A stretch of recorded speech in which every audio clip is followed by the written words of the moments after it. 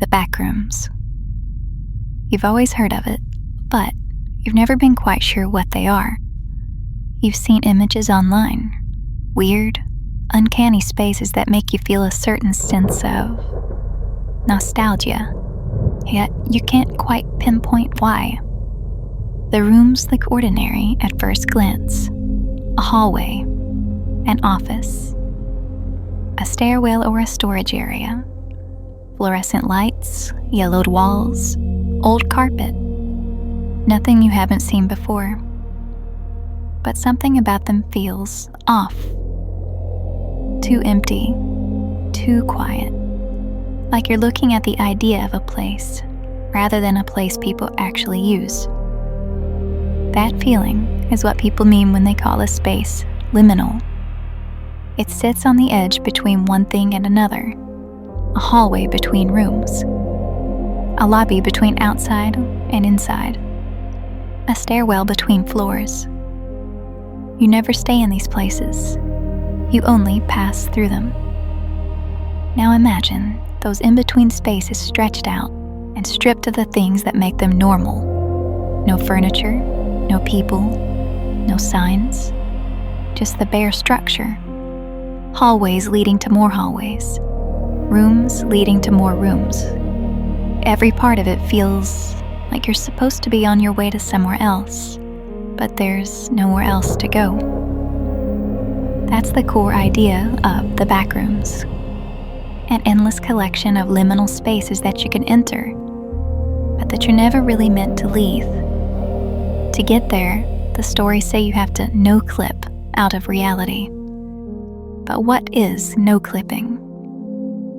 If you've ever used cheat codes in a video game, you already know the term. No-clipping is what happens when you turn off collision. Your character can walk through walls, fall out of the map, or stand in places the game never planned for. Picture that same idea applied to real life. You lean against a wall, or step through a doorway, or move through a crowded hallway. And for a split second, physics lets go. You don't bounce off the surface, you pass through it. Like a superhero phasing through solid matter. The problem is that when you no-clip in the backroom sense, you don't pop back out into your living room. You don't glitch back to the sidewalk. You slip through the thin skin of the world and land somewhere behind it. Somewhere that feels like the back end of reality. It feels familiar enough to unsettle you, but wrong enough that you know that you don't belong there. Welcome back, Wanderer, to another Lure to Sleep video. I'm Garnet Divine, and tonight I'll be taking you deeper into the Backrooms, the liminal space between realities that so many of us feel drawn to, even if we don't quite know why. If this is your first time here, or if you found your way back again, consider giving the video a like and subscribing. It helps small channels like mine more than you'd think, and your support truly means the world to me. Now sit back, relax, and let the soundscape I've crafted for us guide you into a peaceful night's sleep. And if sleep catches up with you before we reach the end, sweet dreams, Wanderer.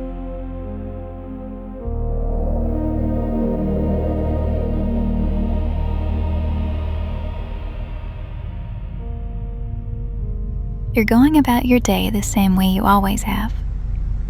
Maybe it's a route you've taken 1,000 times, a hallway at work that you walk without thinking, a stairwell in an apartment building, or a service corridor behind a store. Your mind is somewhere else. You're checking your phone, thinking about what to make for dinner. There's nothing special about this moment.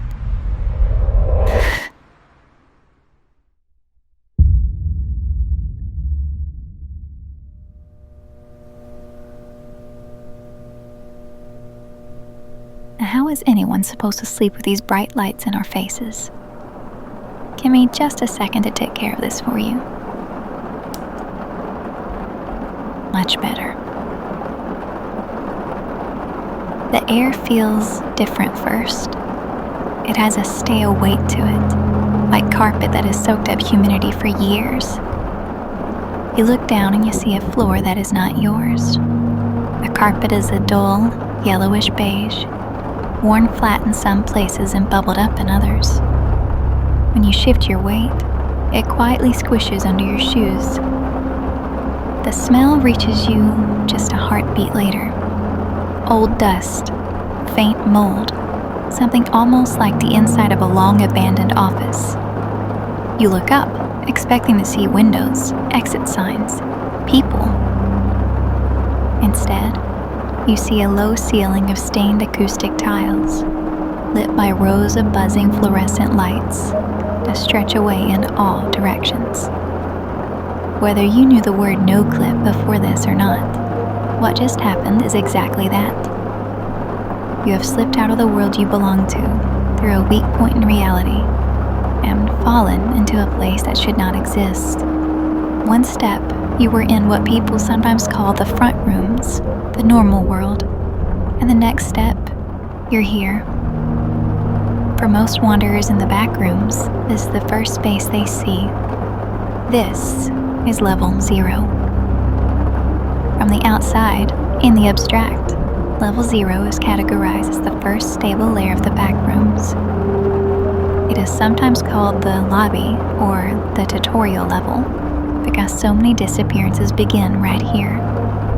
In practice, for the person who has just arrived, it is simple and immediate. You are alone in a maze of empty, yellow rooms. There are no signs explaining where you are. There are patterns in how people arrive. Many reports mention places that already felt a little off before the transition.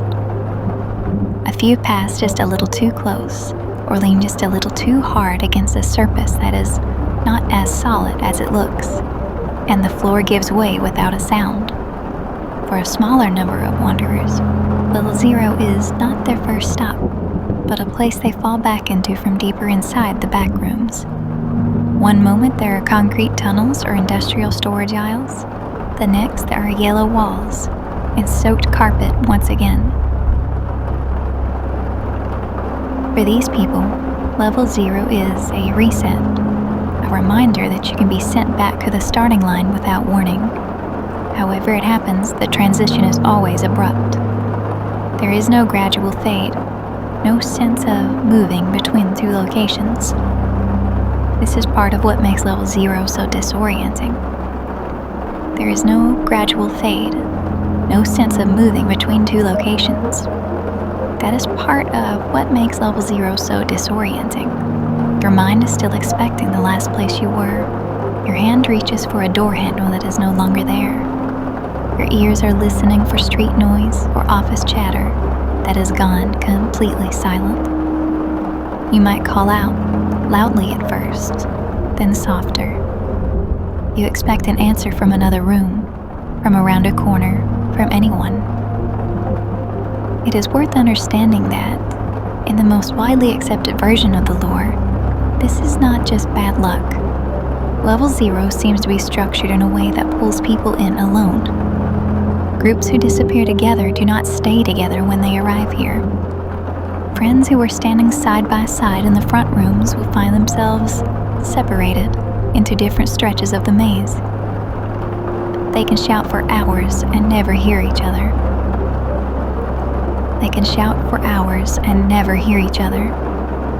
If you arrive here with someone else, the separation usually happens so quickly that many people only realize it later, after they have walked for a while and notice the absence.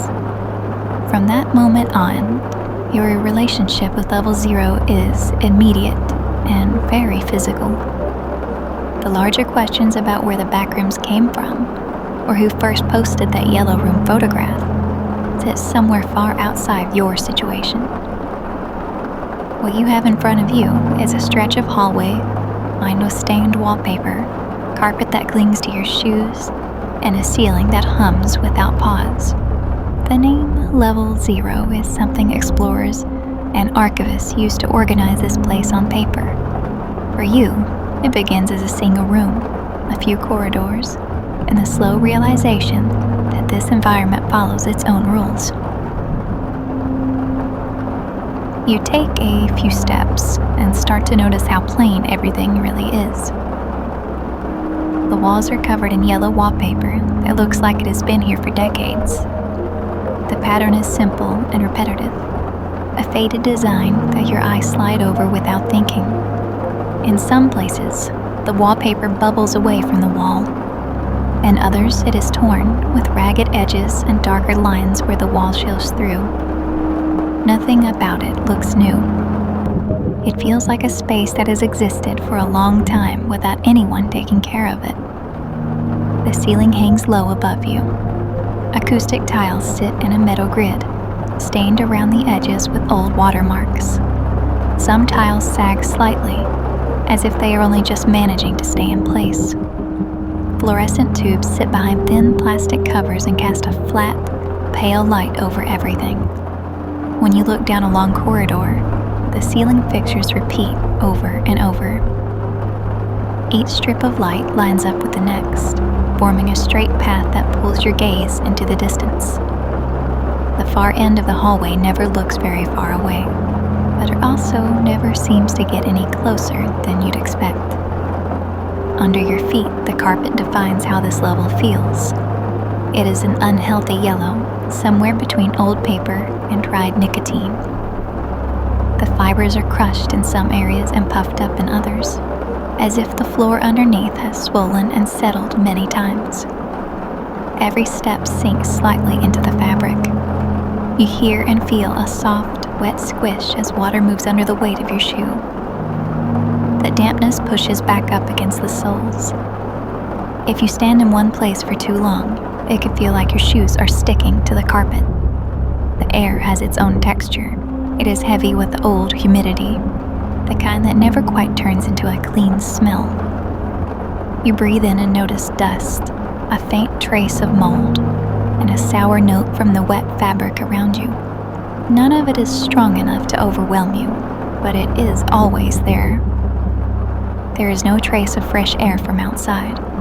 No hint of rain, plants, exhaust, or anything you would expect from a normal building. The atmosphere feels closed, as if whatever air is in level 0 has been cycling through the same rooms for a very long time. Most of the sound here comes from above. The fluorescent lights produce a constant electrical hum that fills the entire level. It sits at a pitch that you notice immediately and never fully forget. The noise does not change much. It just continues, steady and unbroken.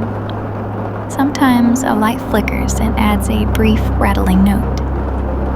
Then it settles back into the same background drone. Your footsteps land softly on the carpet and barely register over the hum. When you speak, your voice sounds close and small, like the room is swallowing the sound as soon as it leaves your mouth. If you stop walking and listen, you realize how empty the rest of the soundscape is. There are no cars outside, no air conditioners turning on, no phones ringing, no distant conversations. All of the tiny everyday noises that usually fill human spaces are missing. The layout of the level repeats the same stripped down feeling. Rooms come in different sizes, but they all share the same pieces yellow walls, damp carpet, low ceiling with fluorescent lights. One doorway leads to another room with the same arrangement, which leads to another and another. Sometimes you walk into a long hallway with several openings on the sides. Sometimes the space widens into a larger room before narrowing again. The first hazard in level 0 is the layout itself. It looks like a normal office maze at a glance, but it doesn't behave like one. You can walk in what feels like a straight line and still end up in a place that looks exactly like where you started.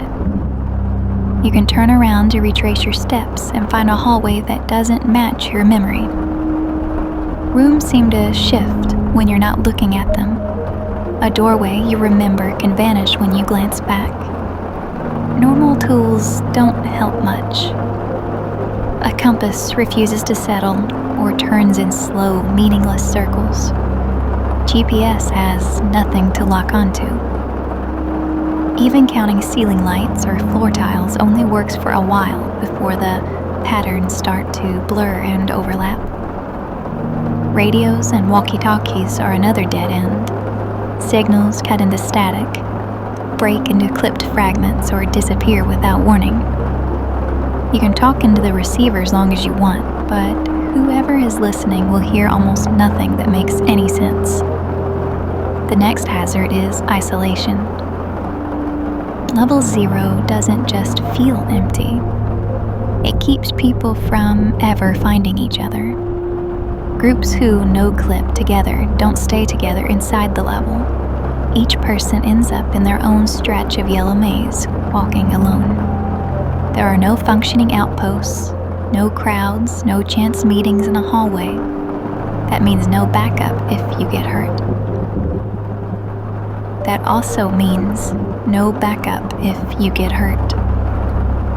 No second opinion if you think you've seen something strange. If you call out and think you hear a reply, the safest assumption is that it came from the level, not from another wanderer. The constant hum of the lights becomes its own anomaly over time. At first, it's just a noisy fixture overhead.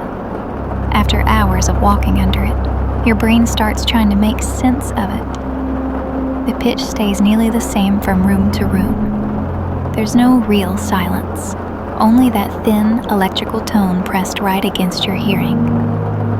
Many reports describe the hum bending into shapes your mind recognizes. You follow it, expecting someone to be there, only to find empty rooms.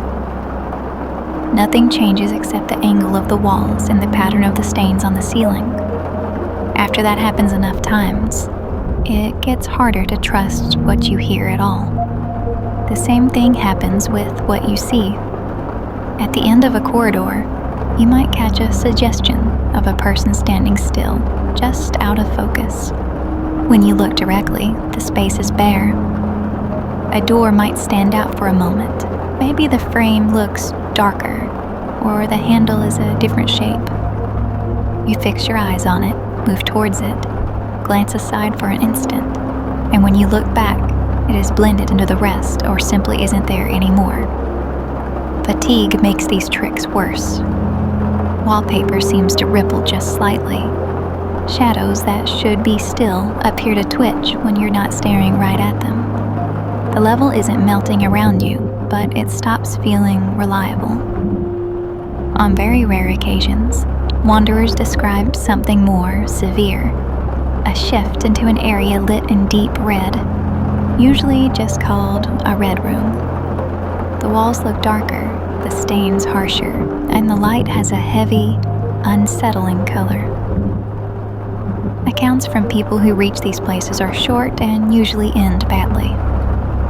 They talk about rising panic, tighter corridors, and layouts that feel like they are closing in instead of looping. Almost no one who steps fully into a red room section manages to return to the normal yellow halls. The simplest rule that comes from those stories is clear. If the color of the environment around you suddenly changes, you turn around and leave that area as quick as you can. There are slower hazards, too, tied to basic survival. Level 0 doesn't offer food or clean water. The moisture in the carpet is unknown and not safe to drink. You lose water with every hour that you walk. The air feels like it has been breathed many times already, which makes deep breaths less satisfying, even if there is no dramatic choking or smoke.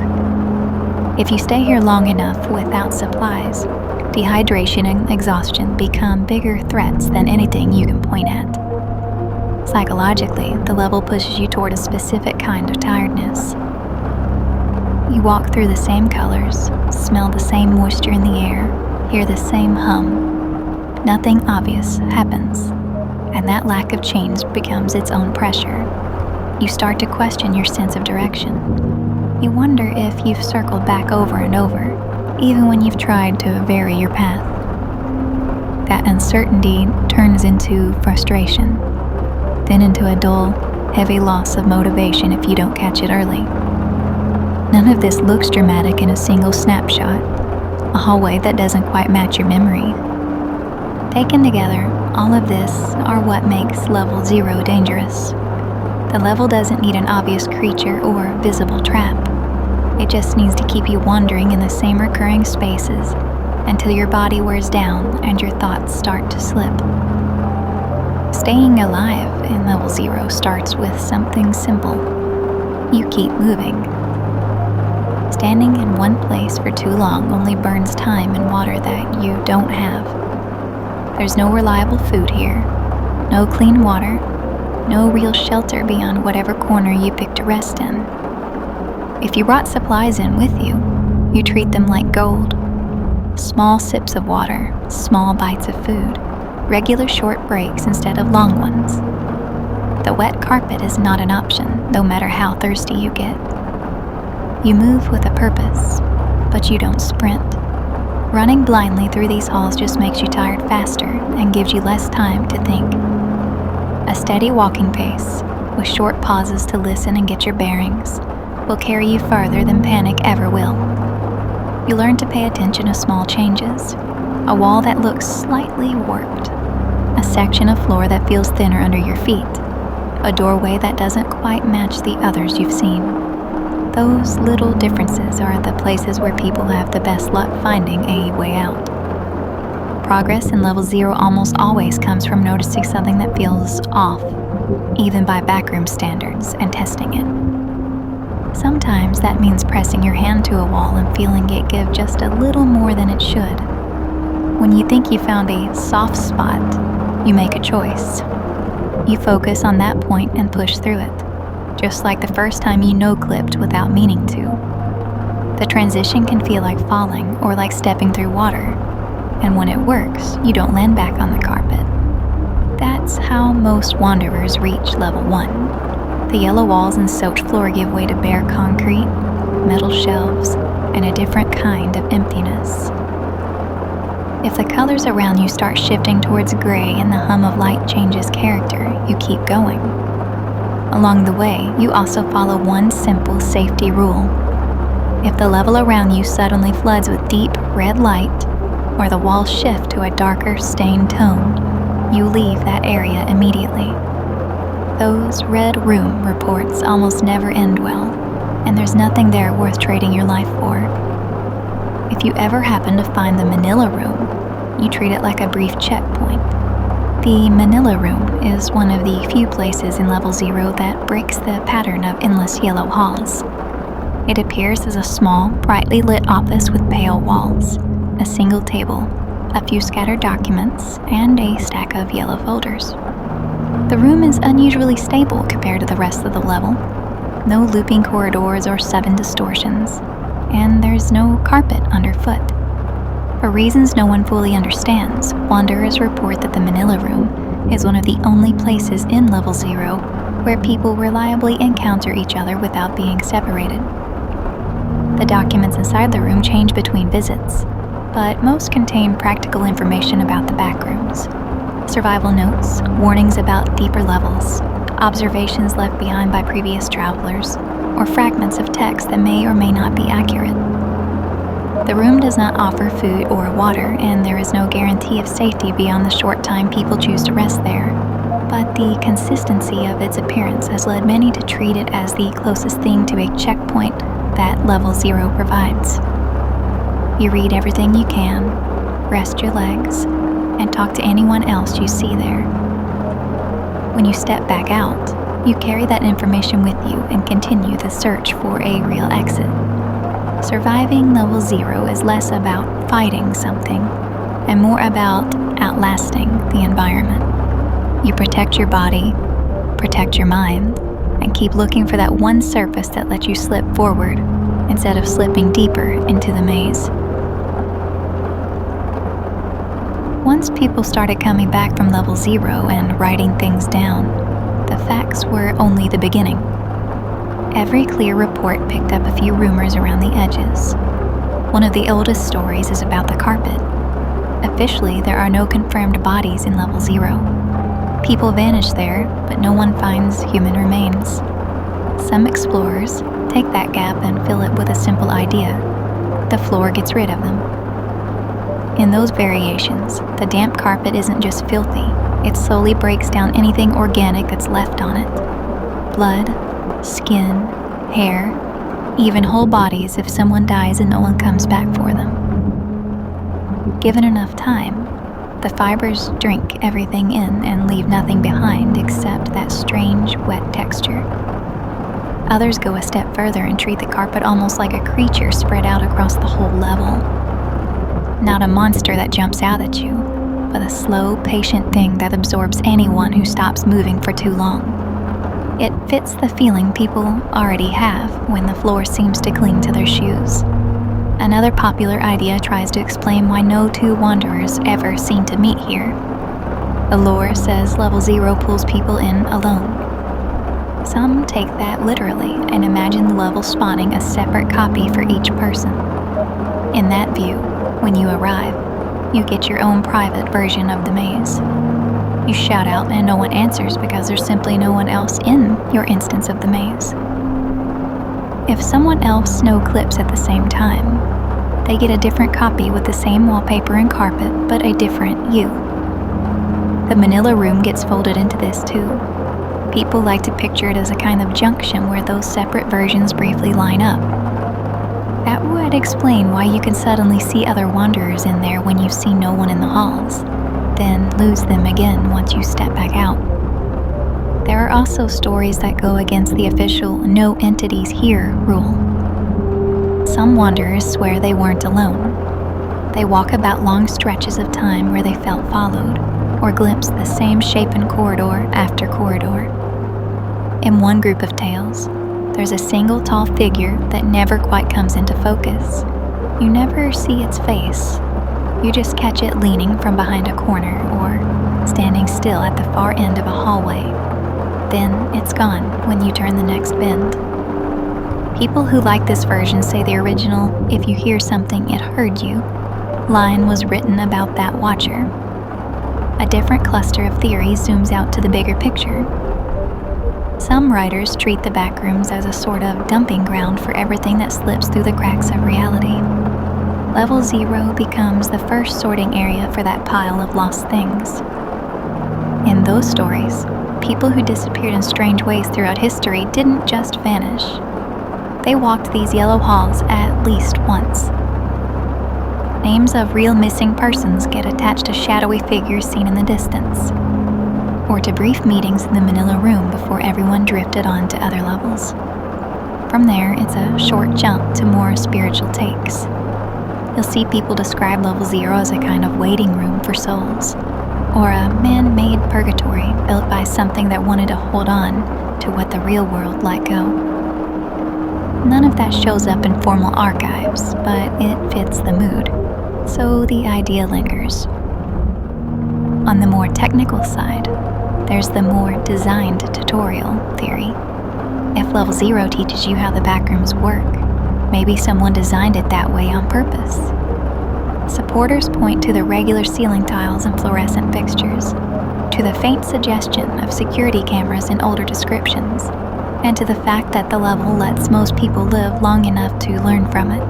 They imagine some hidden control room, or a system that watches how you behave in an empty environment before it lets you move on to levels with real resource management and danger. None of these theories are confirmed. They grow in the spaces the official documents leave empty. What is agreed on is simple. Level 0 gives everyone the same basic experience. You arrive in a maze of yellow rooms. You walk alone. You listen to a hum that starts to sound like more than it is. And by the time you reach level 1, if you reach it at all, you've already decided which version of the story you believe.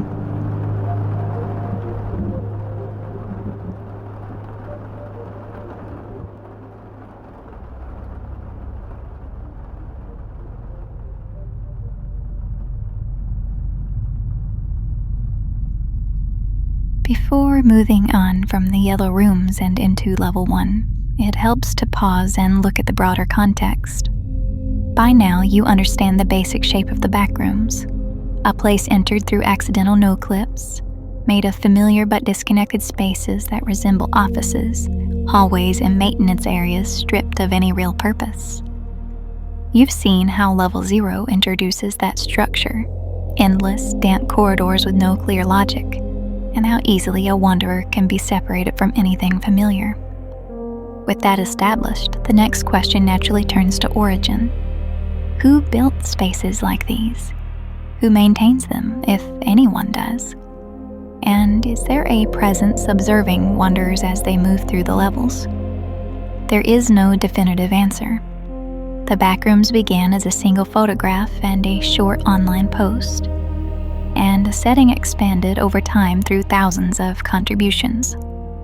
Different writers and archivists developed their own interpretations, creating multiple canons that each follow separate assumptions about history, creation, and purpose.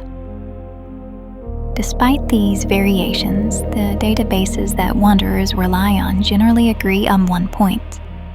Nothing within the Backrooms has revealed a clear creator, operator, or central authority.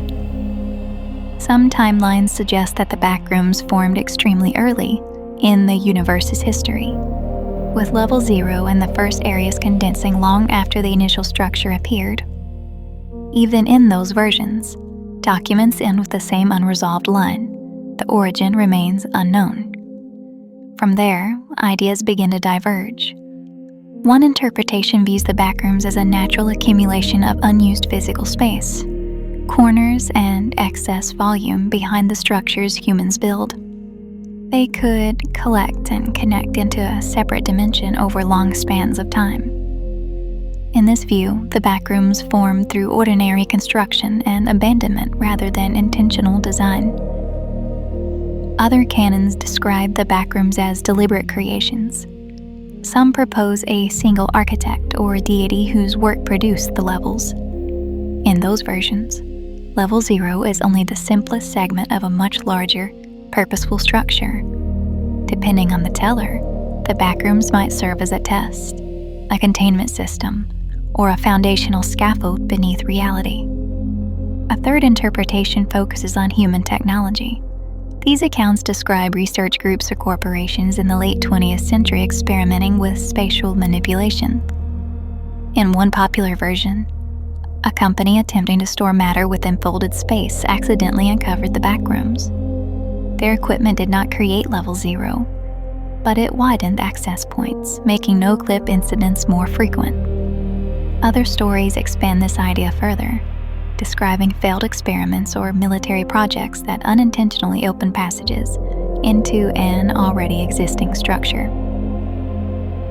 Some theories combine these ideas and treat the Backrooms as kind of a framework that supports reality, an operating system of physical rules and background processes.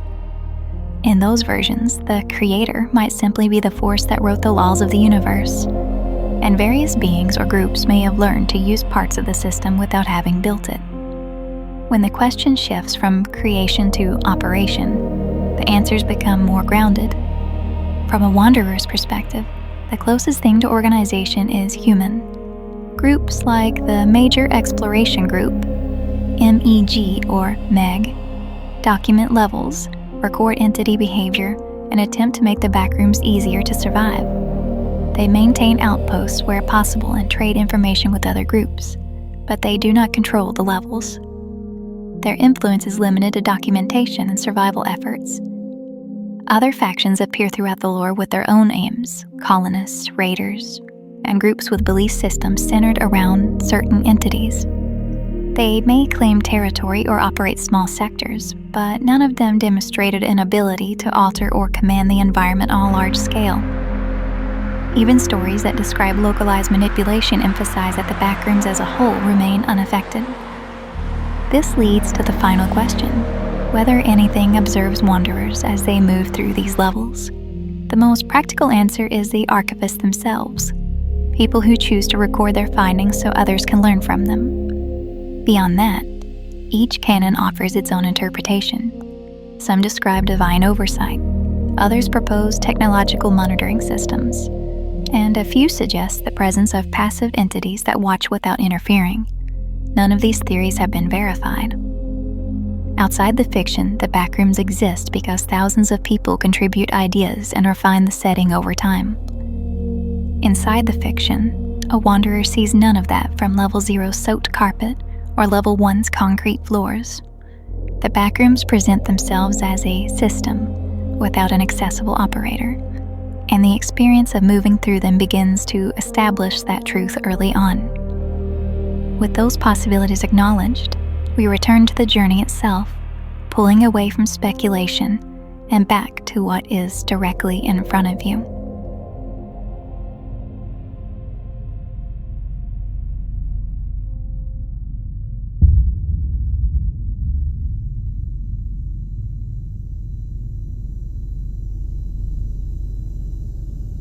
Most wanderers don't notice the exact moment they leave Level 0. The change usually begins with small shifts that are easy to overlook. The floors gradually lose the soft resistance of damp carpet, and the lighting begins to spread differently, as if it's illuminating a wider space. Walls that once looped or repeated begin forming longer, more consistent corridors. None of these changes are dramatic, but together they signal that Level 1 is approaching. For many people, the transition becomes clear only when they look down and see concrete under their feet instead of carpet. The surface may be dusty or uneven, and the sound of footsteps becomes sharper. The air is noticeably drier, carrying the faint smell of dust and old construction materials. The lighting overhead often shifts from low-grid fixtures to taller, warehouse-style panels, which create a different quality of brightness. Speaking of quality of brightness, let's see what we can do here. And that'll do it. Okay. Entry into Level 1 tends to happen after extended movement through Level 0. Wanderers report that the layout stops repeating quite as often, and areas that once seemed closed off begin connecting in more predictable ways. Some reach Level 1 intentionally, following subtle architectural cues, while others step into it without meaning to, realizing only after several minutes that the surroundings no longer match the previous level. Unlike Level 0, Level 1 does not isolate individuals to the same extent. While the level is still largely empty, it does not enforce complete solitude. Wanderers occasionally mention distant movement, faint echoes, or signs that other people have been present recently, even if they do not meet anyone directly. These impressions are not constant. The moment of arrival is usually quiet. There's no sensory jolt or a clear boundary. Instead, the environment gradually settles into a more industrial appearance. The walls are made of concrete or cinder block, sometimes unfinished or stained. Large support pillars, utility pipes, and exposed fixtures appear with increasing frequency. The space resembles the service areas of large buildings, such as storage zones or low-traffic maintenance corridors. In the broader structure of the backrooms, Level 1 functions as the first clearly defined working environment. It is more stable than Level 0 and shows signs of being constructed for a purpose, though that purpose is never identified. The architecture is consistent enough for mapping attempts to have partial success, even if distortions and layout shifts still occur. For many wanderers, this level marks the point where the backrooms begin to behave like a series of interconnected facilities rather than a single repetitive maze. The early minutes on this floor often set expectations for the rest of the journey. The wider rooms, higher ceilings, and more structured passageways give the impression of entering a new stage of the system. The environment is still unsafe, but it provides more opportunities for movement, exploration, and the possibility of encountering other people. Where Level 0 overwhelms through repetition and sensory strain, Level 1 presents a clearer, more open layout that encourages forward progression. By the time a wanderer recognizes they have fully left Level 0, the previous level's defining features, its yellow walls, soaked carpet, and constant fluorescent drone, have already faded into memory. Concrete floors, industrial lighting, and distant mechanical noise take their place. This shift marks the first visible step into the structure layers of the backrooms, setting the stage for the levels that follow. As this change settles in, the environment becomes easier to define, leading directly into what most wanderers recognize as the start of Level 1. Level 1 is the first area of the Backrooms that resembles a functional facility. The rooms and hallways here are built from unfinished concrete, with surfaces that are rough, stained, or lightly coated in dust. The floors are solid underfoot, and the echo of footsteps spreads farther than it did in the smaller rooms of Level 0. This level often gives the impression of being part of a storage complex or an industrial service wing, though nothing inside it appears maintained or used for its original purpose. The lighting in Level 1 is produced by fluorescent fixtures mounted high above the floor. These lights are brighter than those in Level 0, but their output is inconsistent. Some areas remain fully illuminated, while others flicker or dim without warning. Entire sections may fall into partial shadow, creating large pockets of low visibility.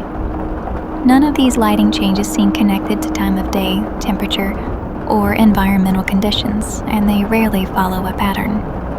The layout of Level 1 consists of long corridors, open rooms, loading bay-like chambers, and stretches of space supported by concrete pillars. The architecture is more regular than Level 0, with fewer abrupt turns, repeating loops, or sudden transitions. However, distortions still occur. A hallway may extend much further than expected, or a room's proportions may shift slightly after being revisited. These changes don't happen constantly, but they occur often enough that wanderers cannot rely fully on their memory or any hand-drawn maps. Scattered throughout the level are signs that the environment was once intended for storage or transport. Old pallets, empty shelving, stray pieces of equipment, or discarded crates appear in some areas. Many of these objects are damaged or unusable, but their presence adds to the impression that Level 1 was based on or modeled after real industrial spaces. No machines or systems within the level appear to function, and no control panels or switches produce any visible result when interacted with. The air inside Level 1 is dry and carries a constant smell of concrete dust and faint metallic residue. In some regions, the air feels slightly cooler or warmer depending on the height of the ceiling and the density of surrounding walls. The ventilation ducts built into the architecture produce no airflow, but some wanderers report hearing distant movement within them, even when no outside activity is present. The acoustics in this level create long echoes that travel through multiple rooms. A person's footsteps, breathing, or the movement of objects can be heard from far away, and sounds often bounce unpredictably across the concrete surfaces. This effect can make it difficult to determine the direction of distant activity. Some areas carry a continuous low vibration, as though large machinery were operating somewhere out of reach, though no such machines have ever been located. Despite the industrial appearance, Level 1 contains no signage or written instructions, or any labels indicating what the facility was meant to do. The hallways branch into one another without design conventions, and there are no emergency exits, offices, or stairwells that correspond to real-world buildings. The space resembles familiar environments only in broad structure, with none of the systems that give those environments clear purpose. The overall atmosphere of Level 1 is quiet, spacious, and stark. It lacks the intrusive sensory pressure of Level 0, but replaces it with a scale that suggests the level extends far beyond the areas most wanderers manage to explore. The wider rooms create an environment that encourages movement, though the absence of active infrastructure prevents it from feeling inhabited. While Level 1 is less visually disorienting than Level 0, most wanderers describe the overall environment as neutral but unpredictable.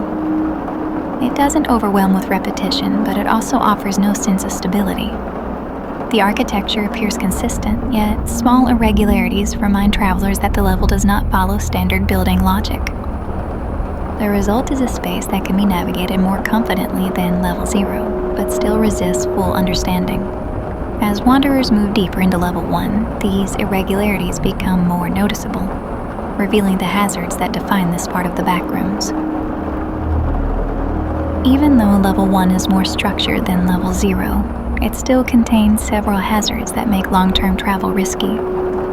Many of these dangers come from the size of the level and the way its geometry shifts unexpectedly. Hallways that appear stable can gradually extend far beyond their original length, or a familiar room may change dimensions slightly when revisited. Hallways that appear stable can gradually extend far beyond their original length, or a familiar room may change dimensions slightly when revisited. These adjustments are not dramatic, but they can mislead wanderers who rely on memory to navigate, often causing people to walk much further than intended or lose their sense of distance. Lighting failure is another common issue. The fluorescent fixtures overhead are prone to dimming, flickering, or shutting off entirely without warning. These outages can cover small patches of hallway or entire sections of the level. When the lights go out, visibility drops sharply, and the acoustics of the concrete environment make it difficult to determine whether any movement heard nearby is coming from another person, an echo, or the shifting of the level itself. Environmental instability can also appear in the form of temporary vibrations. Some areas produce a low mechanical rumble that suggests large equipment operating somewhere deeper inside the structure. No machinery has ever been located, and the source of these vibrations remains unknown. The noise can disrupt a wanderer's ability to track their own movement, especially when traveling alone for long periods. Rare pockets of airborne dust have been reported, especially in large open rooms. These concentrations can irritate the throat and eyes, slowing travel and making breathing uncomfortable until the wanderer moves into clearer air. There is no clear pattern to where these pockets occur, but they tend to appear more often in areas with high ceilings or exposed support beams. As for entities, level 1 is not considered heavily populated, but sightings do occur. Most reports describe distant silhouettes, brief glimpses of movement, or shapes that retreat when approached. These encounters are typically short and occur at long distances, making identification difficult. Some groups claim to have encountered more defined entities in darker areas of the level, though these accounts vary and are not widely confirmed. Explorers generally treat any unexplained movement with caution and avoid pursuing it. Psychological strain can become a concern for wanderers who remain on level 1 for extended periods. The level's large scale and repetitive industrial layout make it easy to lose track of how much time has passed. The long echoes and shifting geometry and intermittent sounds from ventilation ducts can create uncertainty about whether anyone else is nearby. While level 1 is less mentally taxing than level 0, the environment still encourages over-awareness of small noises and distant movement, which can lead to fatigue and unease if rest is neglected. Another notable hazard is the risk of walking into extremely large open areas. Some of these spaces resemble abandoned loading bays or maintenance halls and can stretch on for long distances without cover or landmarks. Wanderers who enter them without preparation often struggle to maintain a consistent direction, especially during lighting failures or acoustic distortions. Travelers recommend marking pathways or using reliable tools to track movement when crossing such areas. Overall, level 1's hazards are subtle but persistent. None of them are overtly aggressive, yet each contributes to an environment where navigation becomes increasingly difficult the longer a person remains. The level offers more stability than level 0, but it does not eliminate the unpredictability that defines the Backrooms as a whole. Because of these conditions, wanderers develop a practical approach to navigating the level safely. Surviving on level 1 means adapting to its scale, unpredictability, and minimal comforts. Movement must be deliberate. Concrete halls and wide rooms can stretch farther than expected, and geometry sometimes shifts. It helps to mark your path. Use anything you have, small scratches on pillars, dropped objects, chalk, just something to help you recognize where you've already been. Retracing steps can lead you in circles that the level subtly rewrote. Light sources are essential. A reliable flashlight or anything that emits light can be the difference between moving forward and being lost in darkness. When the lights fail, sound becomes unreliable. Echoes bounce unpredictably, footsteps distort, direction loses shape. That's when darkness becomes a hazard. Travel light but prepared. Concrete floors are harsh on shoes or boots. Dust and debris underfoot wear gear down faster than in level 0's padded carpet. Avoid bare feet or soft-soled shoes. If you find crates, those scattered props, toolboxes, or storage boxes, consider salvaging them, but inspect before use. Water may appear in puddles or condensation, but it could be contaminated. Always treat or filter water if possible, and ration what you trust most carefully. Stick to movement and don't linger in exposed, open areas unless necessary. Wide warehouse-style rooms seem convenient but offer no comfort if something goes wrong. Long sight lines and few landmarks make navigation risky under blackout conditions or if entities are nearby.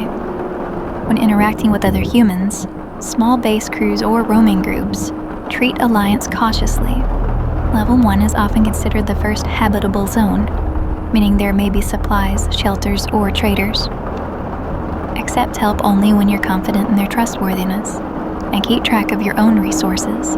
If they offer shelter, stay alert. The instability of lighting and structure can turn a safe room into a trap.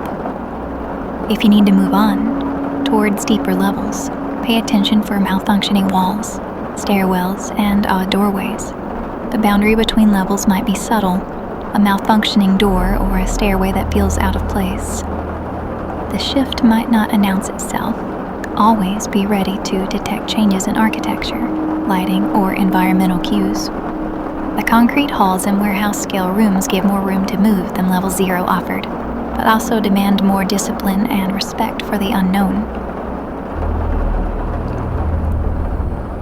Although Level 1 is more structured than Level 0, it still carries enough unanswered details to generate a significant amount of speculation among wanderers. Many of these stories come from small groups who spent extended periods in the industrial halls and returned with experiences that are difficult to verify. Because the level allows for more human movement and occasional outposts, information spreads more easily here than it does in the first level's isolation. One of the most circulated stories comes from wanderers who report hearing movement behind walls or inside ventilation ducts. According to these accounts, the noises resemble footsteps or dragging fabric, or the sound of someone shifting position on the other side of the metal panels.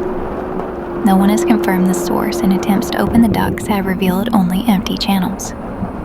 This rumor continues partly because the level's acoustics make it difficult to determine whether the noises originate nearby or are echoes traveling through distant rooms.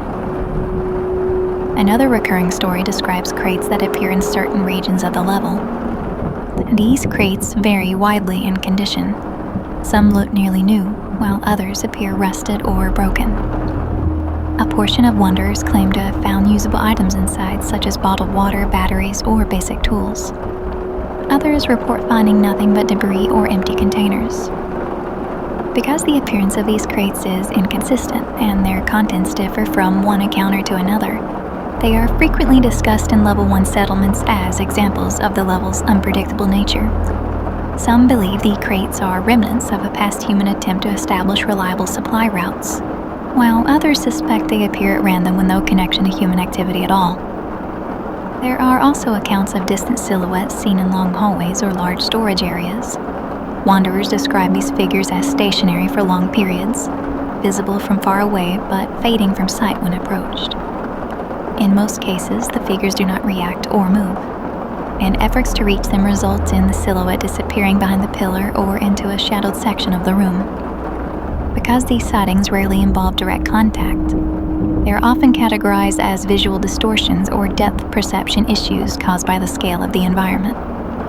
Even so, the consistency of similar reports has caused wanderers to believe that certain entities observe from a distance without engaging. Stories also circulate about areas of Level 1 where the temperature shifts abruptly. Some regions feel noticeably cooler or warmer than the surrounding rooms, despite having no visible ventilation or machinery to explain the difference. Wanderers who spent time in these zones sometimes report mild disorientation or difficulty estimating time. Others claim the temperature changes are harmless and simply part of the level's irregular construction. Because these areas do not cause direct harm, they have not been studied extensively. A final, persistent theory suggests that Level 1 contains remnants of larger structures beyond what wanderers normally explore. This idea comes from reports of unusually large rooms that resemble loading bays or incomplete assembly floors. These spaces often feel disconnected from the rest of the level's architecture, as if they were part of a much bigger facility. The theory argues that the level may extend far beyond what is accessible, with most wanderers encountering only a fraction of its full size.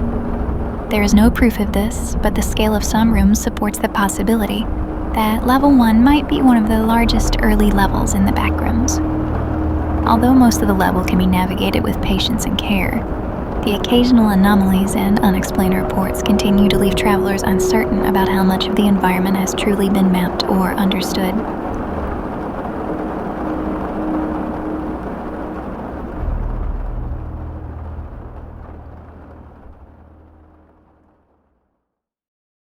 Before moving on from Level 1, it helps to address one of the most debated parts of the Backrooms lore, the idea of entities. This question becomes important as travelers reach deeper levels, and Level 2 is often the first place where these discussions become unavoidable. The earliest version of the Backrooms did not include creatures of any kind. The original post from 2019 described empty rooms, stained carpet, and endless fluorescent hallways, nothing more.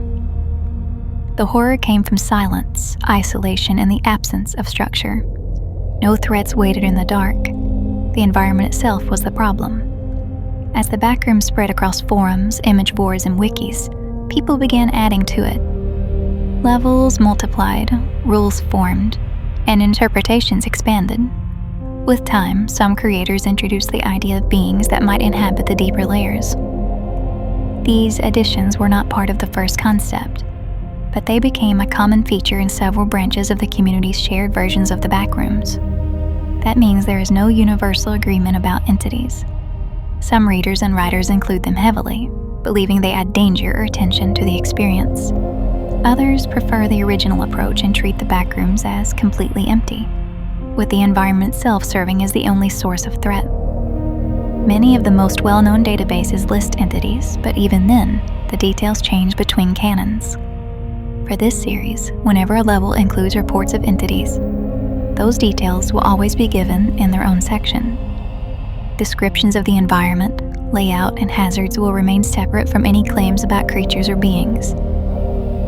With that understood, we can now turn toward the next part of the journey.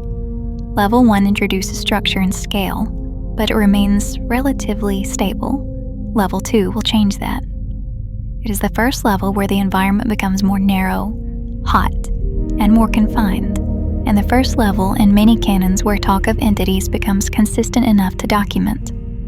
In the next video, we will step into Level 2 and examine what wanderers encounter there, its designs, its hazards, and the reports that have shaped its reputation.